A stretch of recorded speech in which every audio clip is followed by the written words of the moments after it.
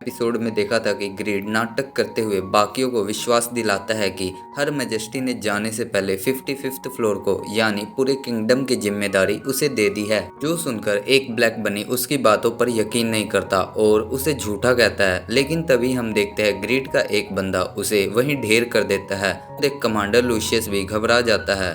तो क्या अभी कोई और है जो कुछ कहना चाहता हो? और ऐसा कर ग्रीड डरा धमकाकर सभी को अपनी बातों पर विश्वास दिला देता है।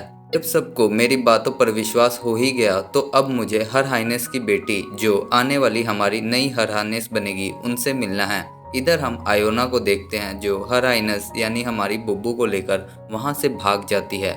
मुझे विश्वास है कि इन सभी चीज़ों में ग्रीड का हाथ है। वो बुब्बू को इसलिए ढूंढ रहा है क्योंकि जो स्क्रोल ऑफ डीड है वो हाइनेस की पावर से ही ओपन हो सकता है। इसलिए ग्रीड बुब्बू को अपने अंडर करके यानी उसका केयर टेकर बन के उसके बड़े होने पर पूरे किंगडम को अपने अंडर करना चाहता था। इसलिए मैं उस टाइम बुब्बू को अपने साथ लेकर भाग गई, जिसकी वजह से ग्रीड ने अब बुब्बू को ढूंढने के लिए उस पर 10,000 की बाउंटी लगा रखी है।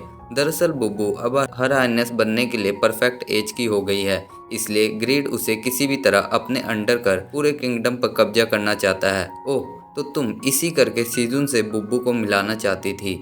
हाँ, तुमने सही कहा। मैं पर्सनली ग्रेट ब्लैक ड्रैगन से बुब्बू की सिक्योरिटी के लिए रिक्वेस्ट करूंगी। एक बार बुब्बू की सिक्योरिटी का मसला खत्म हो जाए तो हम दोबारा से किंगडम को रिबिल्ड कर पाएंगे। इधर सीन कट होकर सेकंड फ्लोर का दिखाया जाता है जहाँ रात के समय दो दोस्त आए होते हैं। क्या तुमने सच में ऐसे ही लेवल अप किया? हाँ, मैं सच कह रहा हूँ, इसलिए ही तो मैं तुम्हें ये पर्सनली दिखाने के लिए यहाँ लेकर आया हूँ। परंतु पैसों से एक्सपीरियंस अर्न करना ये मुझे ठीक नहीं लग रहा। तभी उन दोनों के सामने कोई पर्सन आ जाता है। क्या आप ही हो जो मुझे? सही कहा, मुझे आपसे मिलकर खुशी हुई।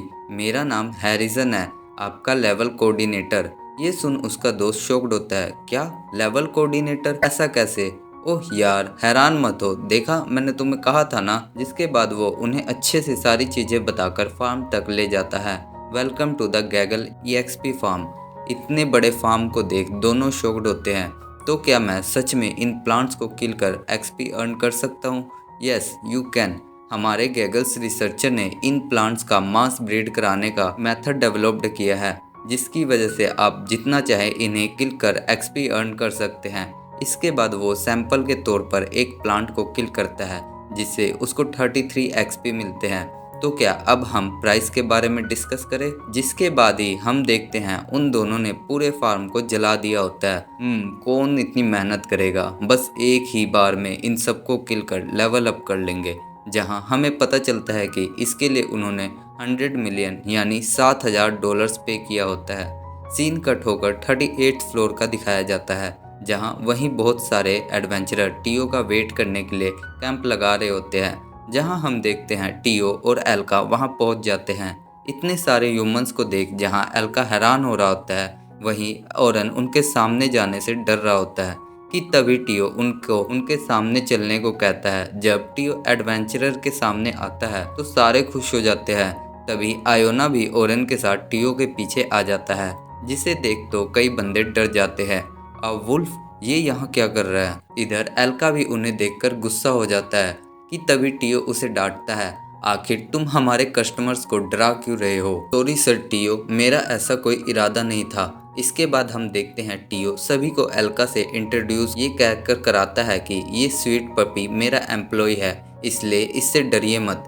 जल्दी तुम सबको फैन सर्विस प्रोवाइड करो। पर सर टीओ, बेचारा एल्का अपने चीफ होने के प्राइड को छोड़ टीओ के कहने पर एडवेंचरर के सामने उल्टा लेट जाता है एज अ क्यूट पपी, जिसके क्यूटनेस को देखकर कई एडवेंचरर उसे पेट करने के लिए टीओ को 1 coins as a pet charge करते हैं।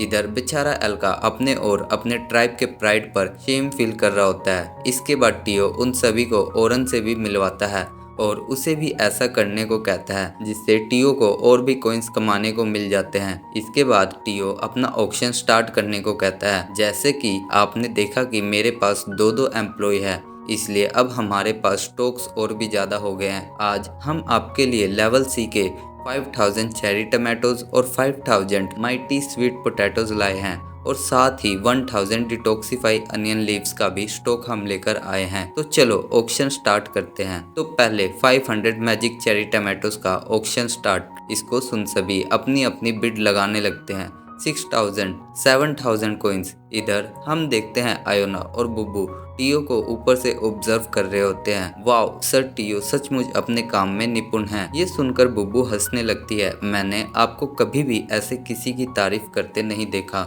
ये सुन आयोना शर्मा जाती है। बुब्बू, तुम्हें अपने टीचर को ऐसे टीज नहीं करना चाहिए।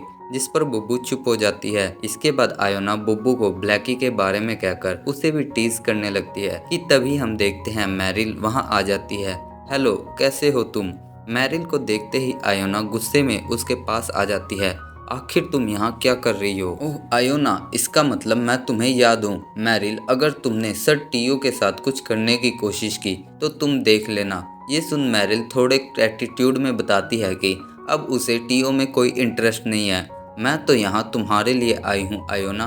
क्या मेरे लिए? पर क्यों? अभी आयोना की बात खत्म नहीं होती कि हम देखते हैं मैरिल अपने हाथों में एक वाइट बैच को आयोना के सामने कर देती है, जिस पर वाइट ड्रैगन का मार्क लगा होता है। ये देख आयोना जैसे ही कुछ करती, इतने में उस बैच की पावर से मैरिल उसे एक ब्लू बैरियर में कैद कर देती है। अपने आप को फंसा देखकर आयोना उस बैरियर को तोड़ने की कोशिश करती है, लेकिन जैसा कि हम देखते हैं वो इसमें कामयाब नहीं हो पाती।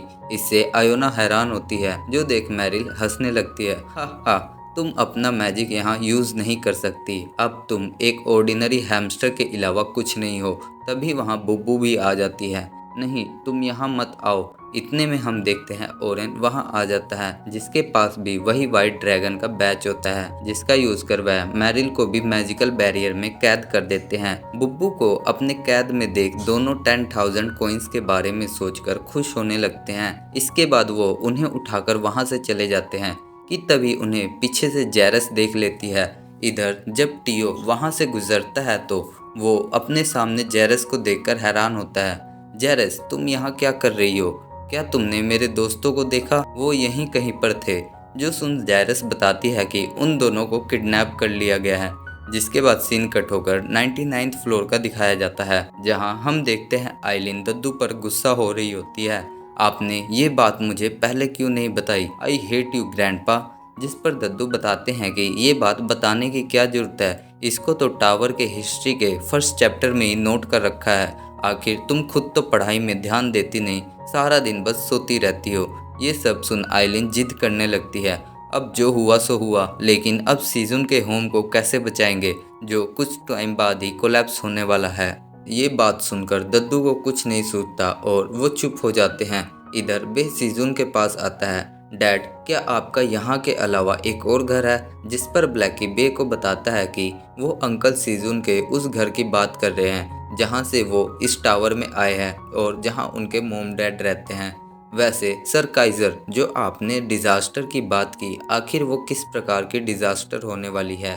वो रेड लोकस्ट ही है जो पूरे डिजास्टर का कोज है। उन्हीं की वजह से तुम्हारा प्लेनेट अर्थ डिस्ट्रॉय हो जाएगा। लेकिन अगर ध्यान से देखें तो लोकस्ट अभी तुम्हारे होम यानी अर्थ पर अपीयर नहीं हुए। इसका मतलब वो डायमेंशनल क्रैक के थ्रू डायरेक्ट टावर में एंटर कर गए थे। इस हिसाब से तुम्हारे प्लेनेट अर्थ के लिए अच्छी बात यह है कि अभी उनके पास कुछ और टाइम है।